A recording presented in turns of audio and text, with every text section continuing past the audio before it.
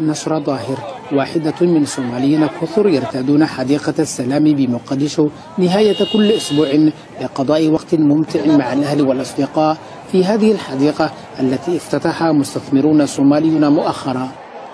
تقول نشرة التي عاشت في مقدشو طيلة الحرب الأهلية إنها لم تتعود على هكذا مشاهد، وأن سنوات كثيرة من عمرها ضاعت بين الحرب والنزوح. مشهد تغير اليوم بالنسبة لها وبات الوضع مستقرا أكثر من ذي قبل.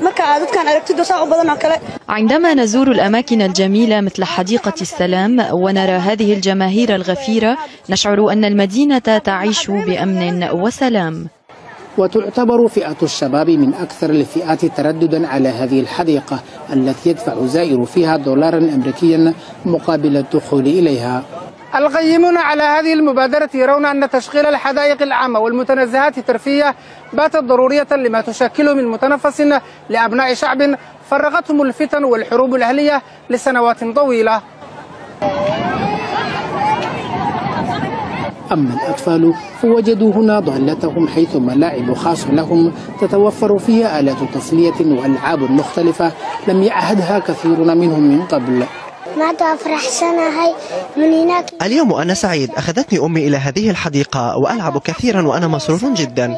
إذن هي أجواء جديدة لأطفال مقدشو وكلهم فرح وسعادة توحي بأن الأوضاع في مدينتهم دخلت مرحلة جديدة خفت فيها وتيرة العنف، آملين أن تتم لهم نعمة الأمن والاستقرار وأن يختفي ما تبقى من مظاهر العنف.